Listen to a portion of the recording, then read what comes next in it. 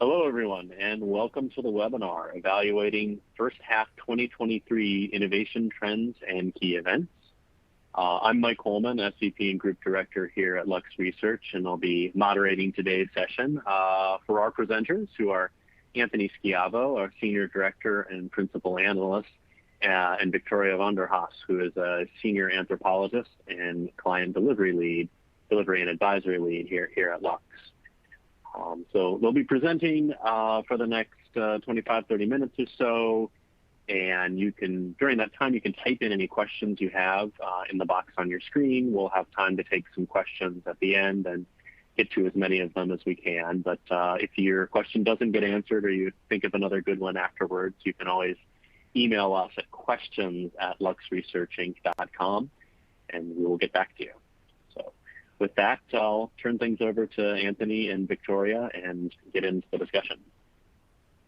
Mike, thanks so much for that great introduction. And thank you all for joining us today. I'm really excited about this webinar because it's going to be a fun one. We've had a lot of exciting developments so far in 2023. And myself and Victoria are going to talk about them and break down what they mean from an innovation as well as from a consumer standpoint. I want to quickly start by mentioning how we picked the events and trends we're going to talk about today. And if you've seen these webinars before, I think this will probably be familiar. But we looked at, of course, client interest. What are we getting asked about the most? What do people really want to hear about? We looked at our analysts. We asked them, what are the technologies, the events that they thought were most impactful or changing the quickest? We, of course, pulled the innovation data.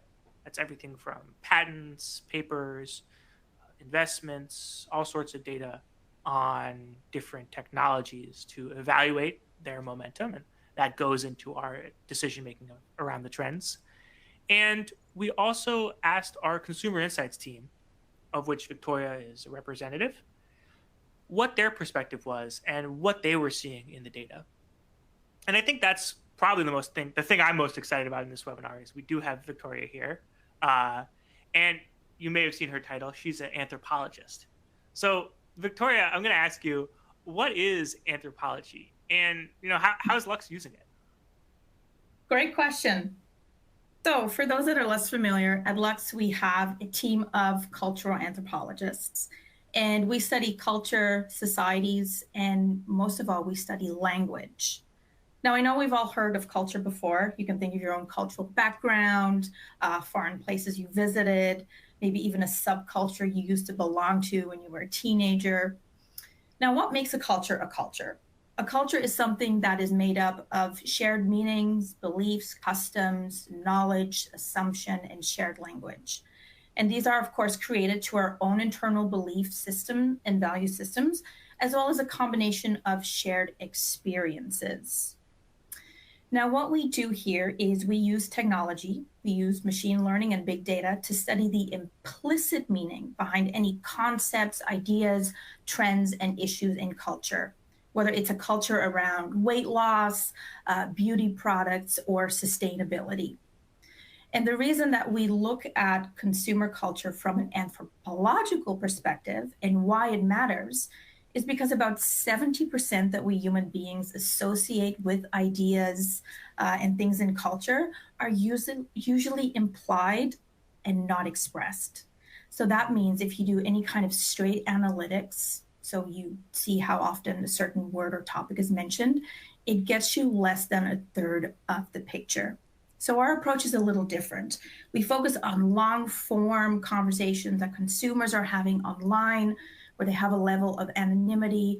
They can be really honest and engage in conversation on different topics. And then we study that language and the broader structure of that language. So what are consumers directly and indirectly linking to the topic that we're looking at?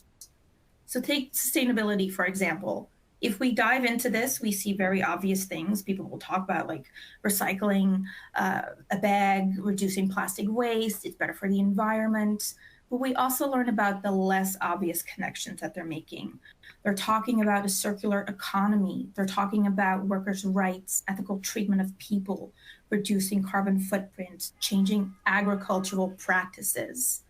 So knowing how consumers talk about these topics and these trends that we're going to look at, what that level of understanding is, can really help you understand your consumers on a deeper level. And based on how well a consumer understands a particular issue or trend or product or service, it can really help you decide whether it's time to innovate, focus on your marketing strategies, or even improve communication with your consumers. So with that said, Anthony, I say let's get into these trends. Absolutely. I was involved in a lot of subcultures as a kid, but we're going to, that's a subject for a different webinar, I think. So the first trend, I think this is pretty inescapable if you're at all reading the news. It's AI, particularly generative AI. Of course, we've had this big uptick in all sorts of different AI tools, particularly ChatGPT. You can see on the right here, Sam Altman, he's the CEO. That's a product from OpenAI. They got $10 billion from Microsoft as part of a series of investments. But, the evangelists are saying that, first of all, AI is going to continue to improve. This is only the beginning. And that it's going to revolutionize nearly, every part of human life. I think I saw a prediction that the impact of AI would be $7 trillion. But, I also saw maybe a year ago a report saying the impact of the metaverse would be $5 trillion. And so far, it's been $0 trillion. So I think there's been, some skepticism. There's cause for some skepticism. We saw a 4-week-old French startup raise $113 million. So there's a huge bubble here, right? Undeniably. But I think what's interesting is, I'm a little skeptical on how fast this technology is improved. But even with the capabilities it has today, it does actually, stand to be really impactful, I think. And consumers are really interested in this, and they have a lot of, I think, diverse opinions about what this means for them, Victoria. Absolutely. People have an opinion, and they love sharing it, especially when they're behind a keyboard. And I'm really excited that we're starting off with AI and these language models such as ChatGPT, because it's such a hot topic of conversation. And what we see when we look at, the culture of AI and these language programs, we see that consumers view it as really a turning point. It can either improve their lives, or it can really sabotage the ability to make a living. And they're also saying a lot of this depends on how corporations choose to use them. So regarding that first point, they're very excited about how it can enhance their daily life. So think of just things that you don't want to really do. Maybe it's writing a certain email, it's doing a bit of research, maybe some customer support admin you don't want to deal with. But we also see consumers worry that the development of this generative AI is outpacing regulation. And there's a concern that certain jobs can end up being replaced where humans are no longer needed. So what is happening in culture is consumers are looking for any kind of sign of ethical, responsible, and considered applications of these technologies from the businesses that use them. So they desperately want to understand potential biases and also limitations associated with these models. They're asking themselves, what do I need to worry about? I think with that, this is especially true or important because, like I mentioned, this technology stands to be impactful even in its current state today, right? Yeah. One good example of that, we have a lot of our analysts saying that code is really the language between physical and digital systems. And this AI is really good at making code. But when you have AI making code, do you really understand the instructions you're giving to a machine, to a car, any of these systems? These are all big systems that have, worker safety, consumer safety, all these potential implications, right? So if we're trusting this tool to create that language of interaction between digital and physical, we have to be doing so in a way that's responsible, right? And so even in the industrial use cases, this idea of responsible use, I think, is really important. Most definitely. Okay, So the next trend we want to call out, again, this was a really big headline. It's inflation, economic uncertainty, and in particular, the banks. And of course, the headline here is Silicon Valley Bank, which collapsed in March. It's important for a couple of reasons. One, for us as innovators, Silicon Valley Bank was not just another bank. It provided a lot of services to startups and VCs that haven't really been replaced. At the same time, higher interest rates mean that some very speculative areas like crypto, some parts of SynBio, investment there has really tamped down. And we have seen that there's been a need for both other kinds of funding, but also other kinds of services. There's a lot of, in Massachusetts here, startup accelerator programs, and they've been telling us that they've been increasingly called on to provide some of the things like venture debt that you used to be able to get through the banking system, particularly Silicon Valley Bank. And Victoria, you mentioned to me, this is something that the concerns here, this is something that goes back a long ways in terms of the public's relationship to the banking sector. Absolutely. And, with things like this, consumers see this, specifically the collapse of Silicon Valley Bank, as well as Signature Bank. It's another sign of instability in the financial world. We've seen it before, we're seeing it again, and consumers are really relating it to other financial woes. So think of growing inflation, think of housing prices.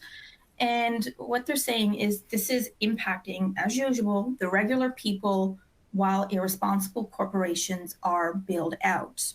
So they're very much aware that like a massive shift or disruption in the banking sector can have far-reaching consequences. So it starts these ripple effects, and consumers are saying, hey, that can lead to social upheaval. It can lead to geopolitical tension. It can lead to economic crises. So they really want to understand that potential impact on not only the broader economy, but especially their personal finances.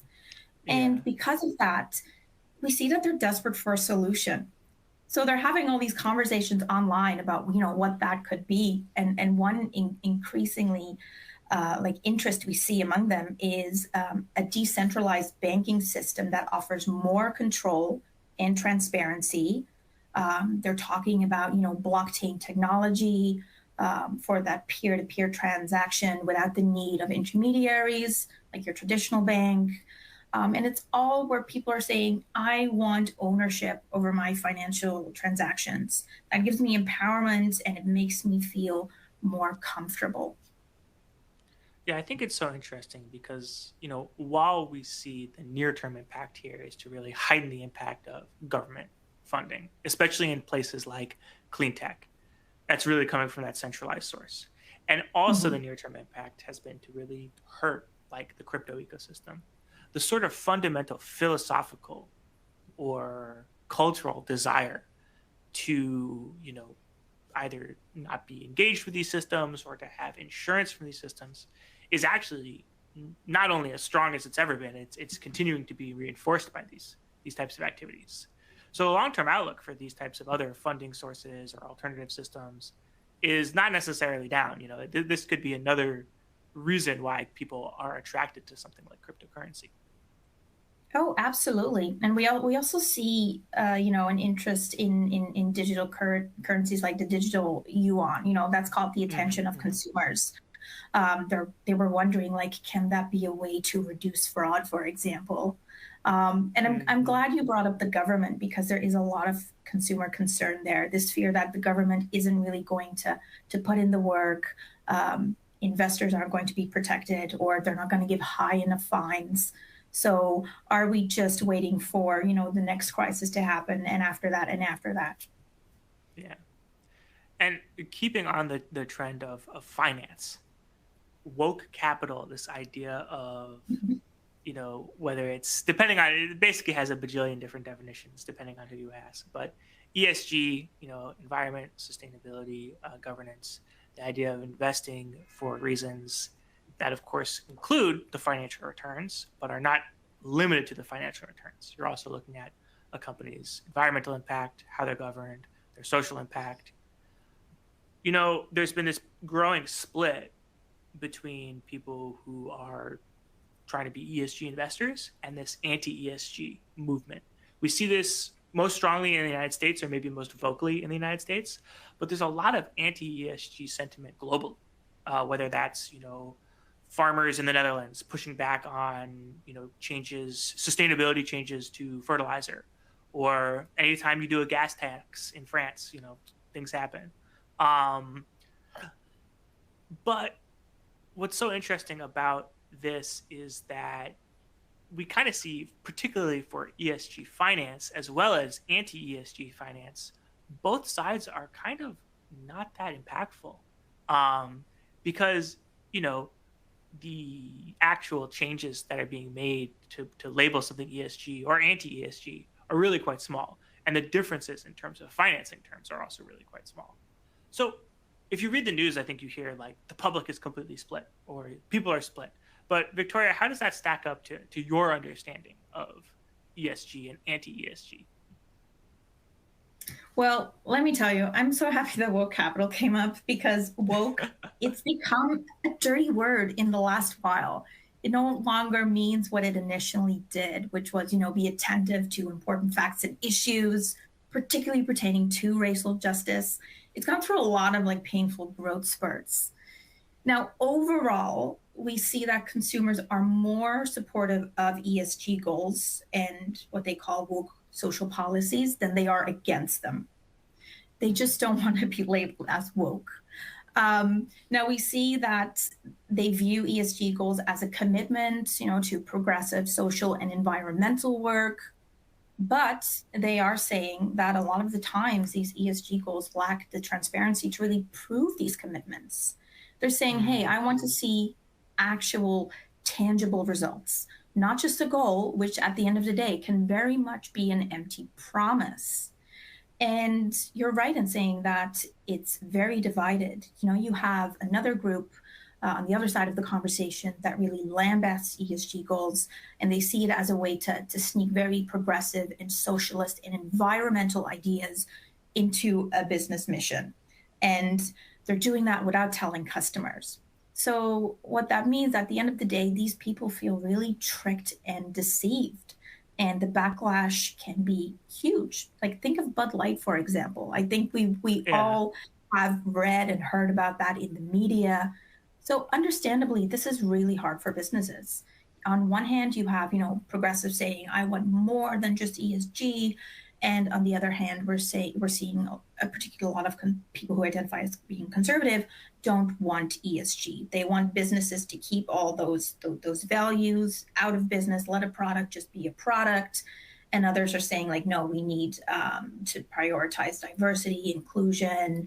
We have policies that promote social justice, sustainability. So it's very, very much divided. Yeah, I think what's so interesting here, you mentioned Bud Light, and I think we see there is a real risk to the energy transition or to sustainability efforts from this anti-ESG movement, but it's mostly not coming from finance. If you look at Texas, they almost passed a piece of legislation that would have really made it much harder to build renewable energy. And Texas is a leading state in terms of renewable energy. They're one of the biggest producers of renewable energy in the United States. So these type of legislative efforts are going to be a lot more impactful, and also direct consumer, actions and changes in behavior. That's really where we're going to see, I think, the impact from this type of anti-ESG movement. Absolutely. Okay, and now we want to change gears a little. We're going to talk about a couple of technologies or technology areas that our analysts really bubbled up to the surface. And the first one is nuclear, which has had a huge sort of glow up, maybe blue glow up, if you will. That's a terrible joke, I'm sorry. But, in the last 18 months, people's perspectives have really changed on it. And this is one where, Victoria, what you said to me was, and the consumer insights perspective is so interesting, because I view nuclear as this very established technology, but people's perspectives have really changed. And part of that is big picture, awareness of climate change. Part of it is things like the fusion milestone that was reached. I think this was December, but we're going to sneak this one into the first half of this year. So how are people's perspectives on nuclear changing? Well, first of all, it's been completely disrupted. Like not too long ago, the consumer understanding, very limited. It meant nuclear fission, plutonium, Chernobyl, Fukushima, death, decay, destruction, right? Radiation. Yeah. Yeah, that was that idea of nuclear power, nuclear energy. But now, primarily through a lot of news sources, things we see in the media, what you just mentioned, they're really starting to renegotiate what nuclear energy means to them. And they're starting to see that it might be a quick and also reliable way to really reduce that dependency on fossil fuels. So they're Hmm. very much drawn to the potential of nuclear energy to combat climate change. Let's reduce those carbon emissions, but their understanding is still very, very limited. Yeah, and I think what's really important here is something you said to me earlier, that is a vulnerable time for perception of nuclear. If there's something that's really positive, that could really improve the overall outlook for nuclear. And we've seen companies like Dow Chemical, for example, they're dabbling with nuclear. They're working on some small scale deployments. But there's also a lot of risk. If there's a big accident or a big news story or a major event that is negative, that could really push that consensus in a much more negative direction. Absolutely. And I mean, right now things are going well, knock on wood. They're reading about Mhm. like all these technologies like, can-do reactors, how to make nuclear power safer. But as you say, all we need is one big news story where something bad has happened. And because that level of understanding is so limited, it's easy for them to really just kind of flip back to that initial thinking of nuclear is not the way to go. This is Yeah. terrifying. It is harmful to humans. I don't want to touch it. Yeah, and this is one I'll tell you that our analysts and our clients are super, super interested in right now. And there's just been a huge amount of activity here. So it's definitely something that's we're gonna continue to track really closely for the next 6 months, the next half of the year. Absolutely. But with that said, there's also a beautiful opportunity for businesses to really help educate the minds of consumers, right? To give them a Hmm. better understanding. It requires a bit of heavy lifting, but there is so much potential to really shape that narrative and to get them to where we want them to really understand nuclear energy. Absolutely. Speaking of the shifting narratives, we have the other, sort of energy related or another energy related and materials, chemicals related trend here. Everything to do with the battery supply chain is really shifting into high gear. We're seeing a ton of investment in, of course, the gigafactories, but also the resources, lithium, nickel, the processing of those metals, even things like battery recycling. Um, this is a space where policy is really impactful. Uh, People, of course, are drawn to the IRA, but we've seen hugely impactful policies from countries like Indonesia, which have access to these resources. And one of the things that I think people are really concerned about here is the overall environmental impact. They, I think, understand. I mean, I still see some misinformation every now and then, even on LinkedIn, where people are theoretically supposed to be educated. Uh, but I think they mostly understand that EVs are good for the world, but they're concerned about all this activity, all this building, all this mining, um, and one of the themes that we've touched on a little bit, I think, through here is that they want transparency in their supply chains. Can you talk to me a little bit about that?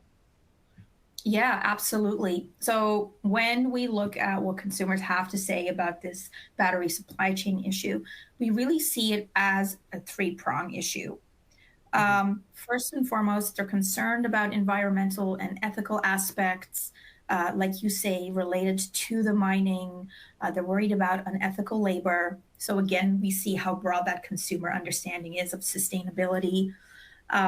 They're also worried that it can really impact and erase the environmental gains of EVs and ICE vehicles.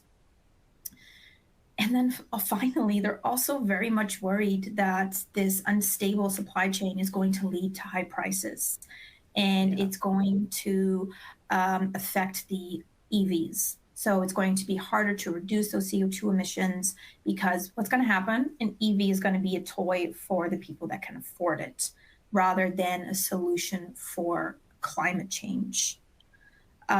So what they want is they want transparency. There is that growing interest in whether batteries are sourced from regions with responsible practices, fair labor conditions. What are businesses doing? Are they very transparent about the information that they're putting out there? Can I trust it? And how are they taking care of every step of the supply chain? Yeah, I think that's right. And I think what we're seeing here is that we're having this big investment push. You've got the DOE, they lent $9 billion just in one loan, right? Globally, you have a lot of strong support from governments, China as well. I think we at Lux see that some of these fears of shortages or supply, overall, we think that's a little overblown. But there are these real risks of both the trade war tensions and the geopolitical tensions, creating this kind of disruption, creating these price spikes that you talked about, but also very much that what kinds of electric vehicles are being made, what kinds of products are being brought to the market. Are they going to be the kinds of vehicles that will actually reduce footprint overall, or are we going to get a bunch of Hummer EVs, right, here in America, that are going to, drive things in the opposite direction? So there's still a lot of ways in which this could just hit road bumps, right? Yeah, absolutely. Focusing again on a space where policy has been huge. If you look at the chemicals and the bioeconomy space, it has been a huge 6 months for policy. You've had a lot of bioeconomy policy and investments globally. We've had a lot of activity, enforcement actions in the United States on PFAS, sort of the fluorine-containing chemicals. Where there's going to be more of that in the next 6 months. We've had the UN creating a policy instrument to end plastic waste. They had a first initial meeting on that just a few months ago. They have another meeting in November in Nairobi. We're going to be doing a whole webinar on that, so tune in November. And all of this is really pushing the chemicals industry in a lot of different ways. But it is going to, I think, not be a very favorable environment for chemical industry players, whether it's in terms of recycling policy, chemicals of concern. And I think in part that's because there's a lot of strong support from consumers for decisive action in terms of policy. And they have a lot of concerns that they want to see addressed. How are you viewing this space, Victoria? Well, when we look at, the culture of chemicals and what consumers have to say, no doubt very concerned. They're worried about, as you mentioned, the PFAS. There's concern around petroleum-based plastics. They cannot get enough of mentioning their dislike for virgin plastics. And there's a lot of fear around harming the environment, but there's also a lot of fear around harming their health. And they believe that supporting a ban on virgin plastics is really the way forward. It's the way to curb waste. Let's stop the overflow of landfills. Let's reduce that microplastic contamination. So what is happening in culture? They're looking for an answer. They're actively comparing, bioplastics, biodegradable plastics. They're looking for more recyclable alternatives. So think of, paper, glass, and they're trying to understand what is the best way to eliminate virgin plastics from consumer packaged goods. Now, they don't have that answer yet. They're just searching for it.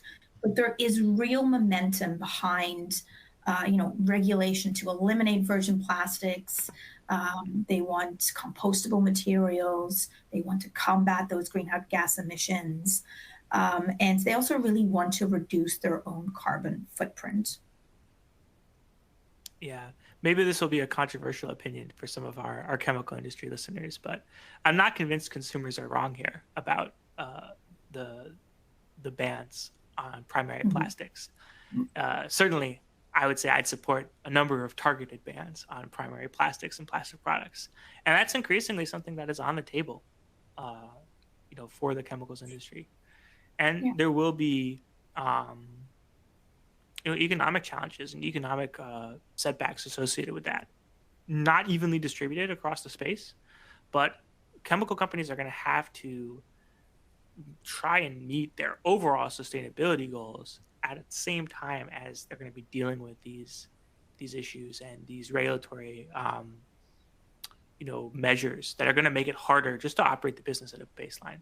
So it's going to Yeah. be a tough environment going forward, especially if the economy is not super robust, or even just as you know medium, right? Yeah. It will be an uphill battle for sure. Okay. And then our last, but certainly not our least trend here, is there's been a really big surge in interest in clean label ingredients. And this is something that was already trendy. This is something that we already gotten asked about in the past.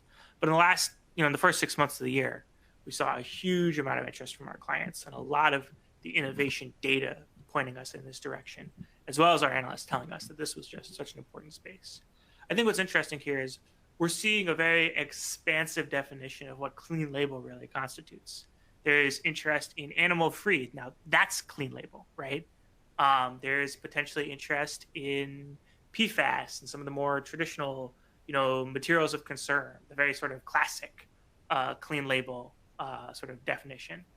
And there's interest in clean label across a much broader set of consumer products. So our analysts are getting asked about it from everything from food, cosmetics, but even like automotive. We've gotten some questions, some of the more traditional industrial products. And I think, again, consumers here, the thing that stands out to us is transparency being a core value, and this being an important theme for the last 6 months and just in general. Absolutely. And I feel like we need to apologize because we're starting to sound like a broken record. Transparency, No. transparency. But it's absolutely true. For consumers, clean label ingredients is all about that. And they're talking about wanting fewer ingredients.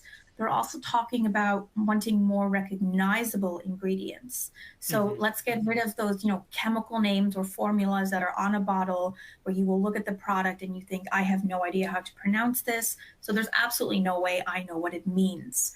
And they also want traceable ingredients. But apart from,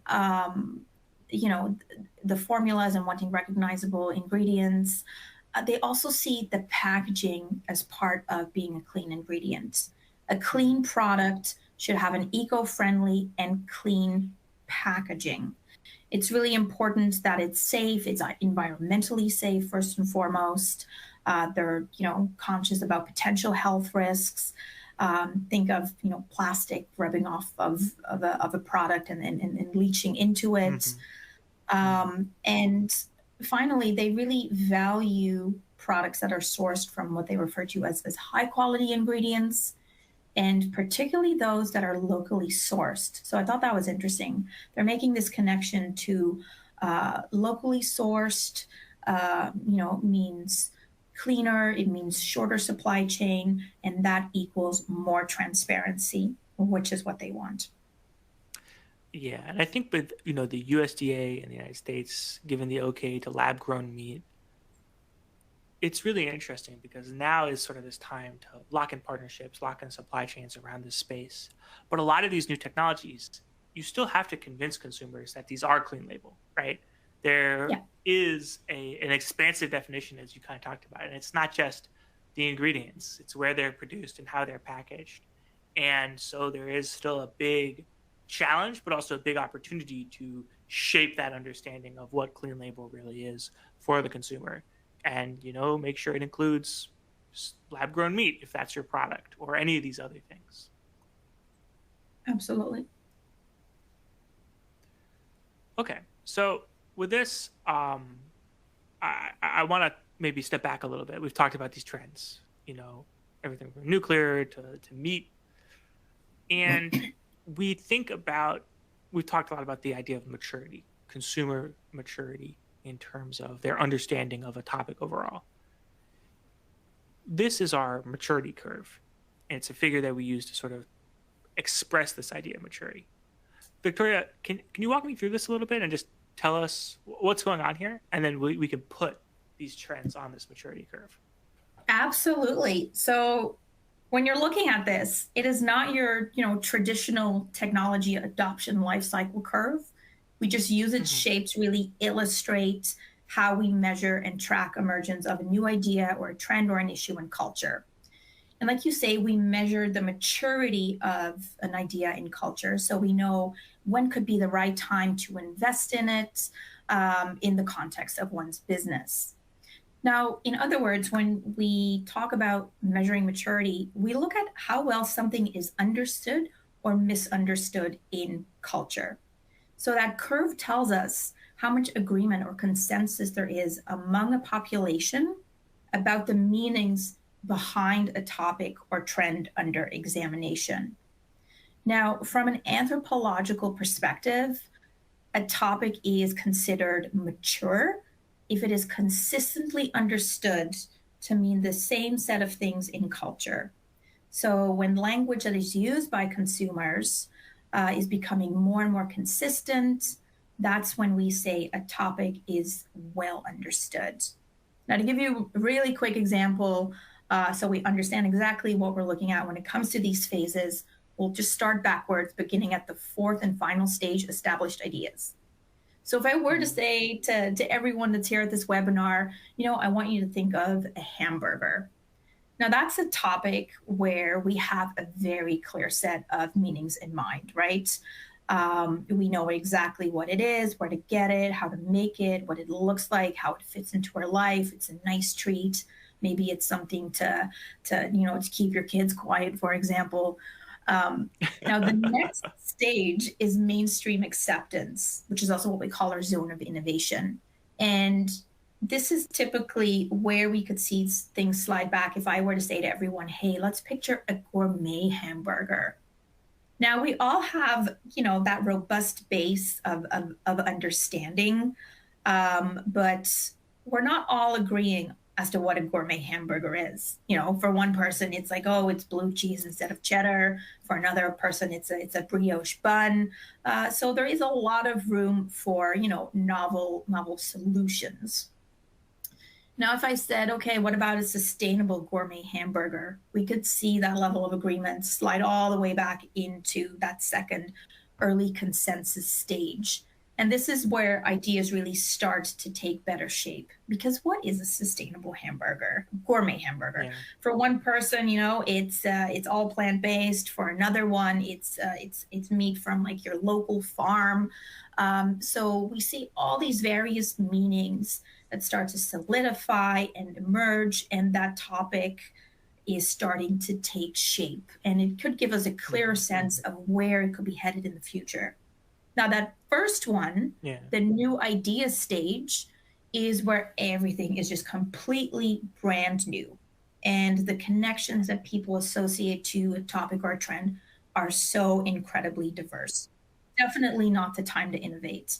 If people don't really know what something is or how it fits into their lives, there's no way that they're going to purchase that or use that particular service. I think what's so interesting here is when you look at all the topics we've talked about today, nuclear, plastic regulations, batteries, Silicon Valley Bank and inflation, ESG, AI, and clean label, they're all in this early consensus zone. Some are at a little earlier stage. We talked about how nuclear, that's still almost in that new ideas phase. Some are relatively more mature, but they're all in this early consensus phase.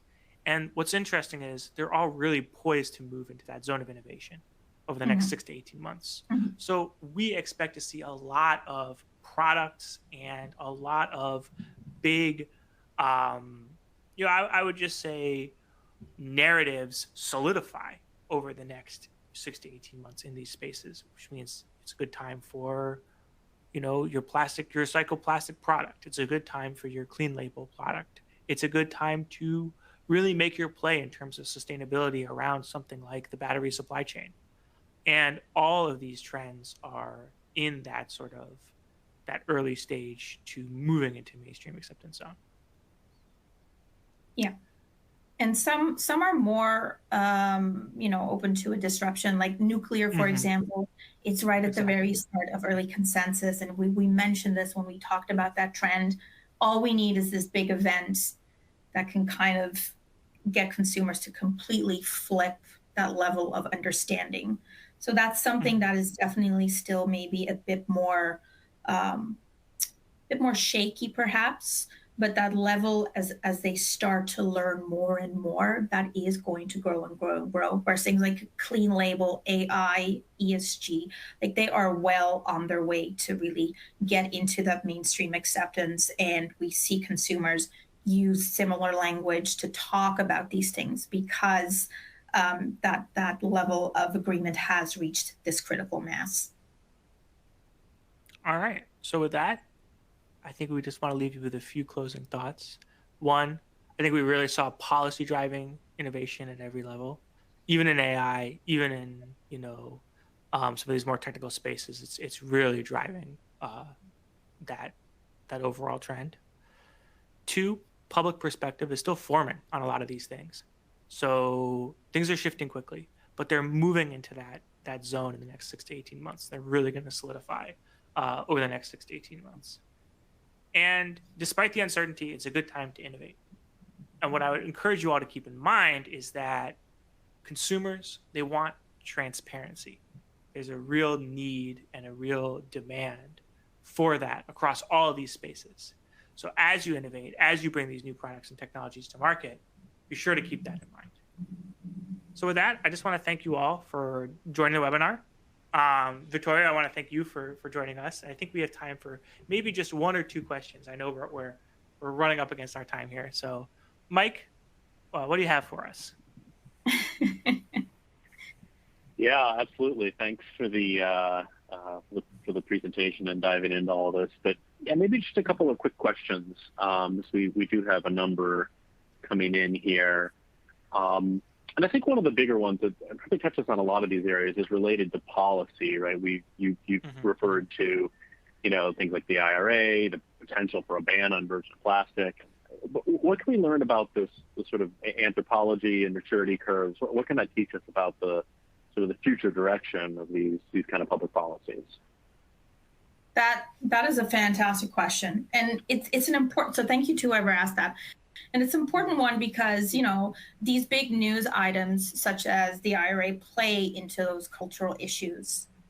Now, it's tricky to say what we can learn specifically, from this approach about the direction of public policy, but we can get a really good sense of what consumers think of such policy, what that level of understanding is, what concerns that they have. And to use that IRA as an example, simply because we've seen this also come up so much in consumer conversation while we've been doing research on inflation. We saw, for example, a lot of excitement around tax breaks to boost clean energy.